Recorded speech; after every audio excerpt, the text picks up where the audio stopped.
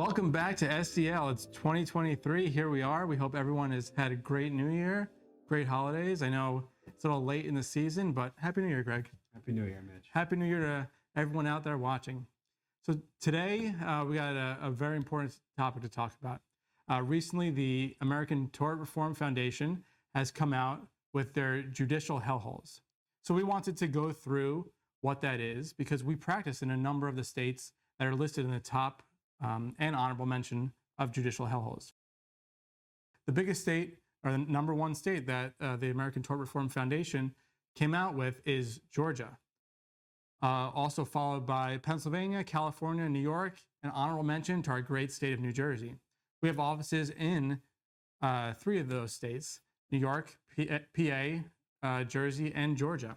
And so we wanted to figure out and talk to you about what makes a judicial hellhole, what makes these states not conducive to practicing by defense attorneys and having problematic cases. One of them is nuclear verdicts, right, Greg? Yeah, so the main overarching theme of all these kind of smaller factors is that they all lead to what will be a nuclear verdict, right? And that's a disproportionate jury verdict for what the damages and injuries are for the plaintiff, right? And you'll see a variety of factors by plaintiff's bar that they institute and try to get through for the jury to hear, right? You'll hear strategies that they use in depositions or at trial, such as anchoring, that may kind of drive a value into the jury's mind. Therefore, when they ask for maybe something less, it doesn't seem as bad, right? And the jury's more likely to give that award, even though it's still far greater than what maybe the injuries actually called for.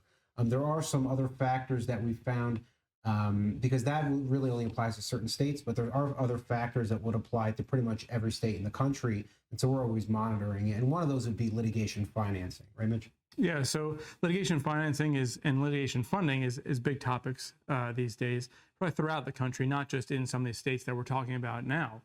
So litigation financing and funding incorporates third-party practices that are funding the litigation, but that are not having to be disclosed. Some legislatures aren't forcing the disclosure of that, and some courts are not requiring the disclosure of that. Specifically, New York is one of those states where the courts are not enforcing the disclosure of litigation funding agreements, litigation funding arrangements. That's kind of hampered some of the litigation because there's a third party that's funding that litigation. We don't know about it, and that third party has a vested interest in the outcome of the litigation and how it's going to play out.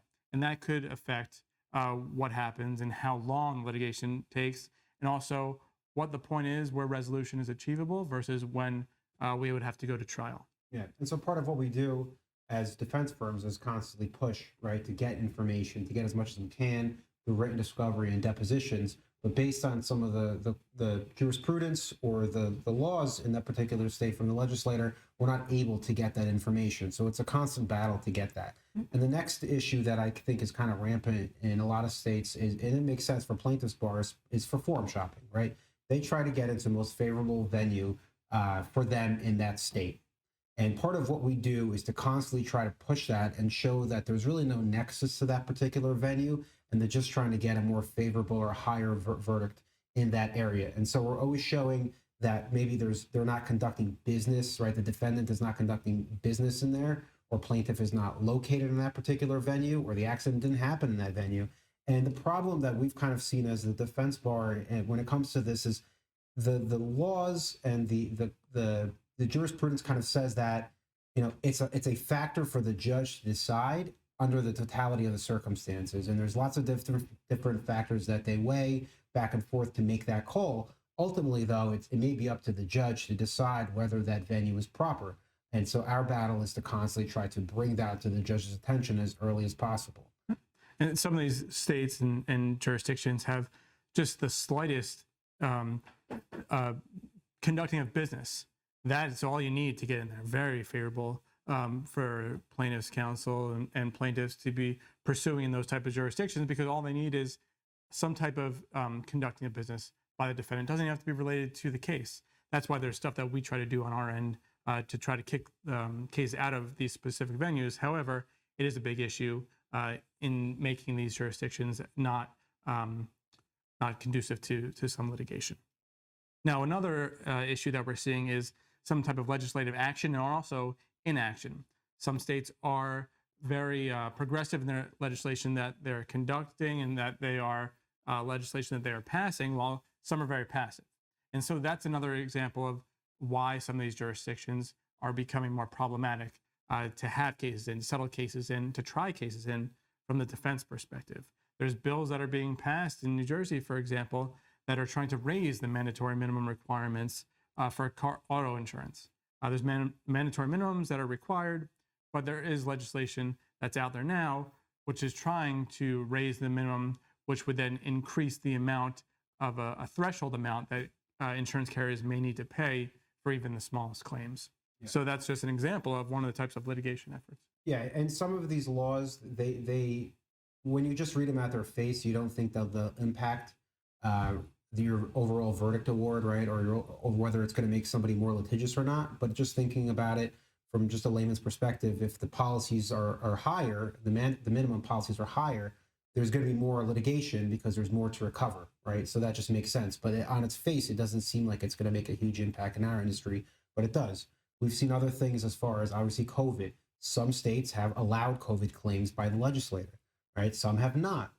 So there's all kinds of issues that are impacting it. And what we find in the top 10 is that the states that have a legislator that are active in tort reform have less claims, right? And that just makes sense.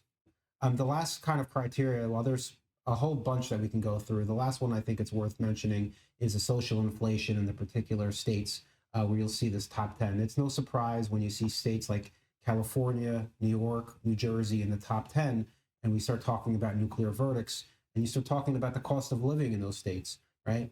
That makes sense why you're seeing highly disproportionate jury verdicts, because the average juror in New York or New Jersey doesn't view $10,000 the same way as a state where they may have a lower cost of living, right? So all of those are factors that go into it, and really it comes down to being able to mitigate as much as possible and bring juries back to the damages and bring them back to the actual injuries and the money amount. And if you can get a jury to see that, I think we've had success in resolving those claims early, if we can show it through discovery or presenting it to the jury and really try to reduce that award to prevent these types of nuclear verdicts and keep us out of the top 10. So these are just some of the examples that are out there of why these jurisdictions are so problematic. You know, there's a number of factors. These aren't exhaustive. It's not exclusive just to certain states. But throughout the country, this is what we're seeing in terms of a rise of nuclear verdicts throughout the country and a rise of why jurisdictions are not conducive to conduct litigation from a defense perspective. Thanks for tuning in to this episode. We're going to highlight some more on our inaugural podcast episode. Make sure to stay tuned for that as we continue to expand the SDL brand. Make sure to follow us on all of our social media channels, and we'll see you next time.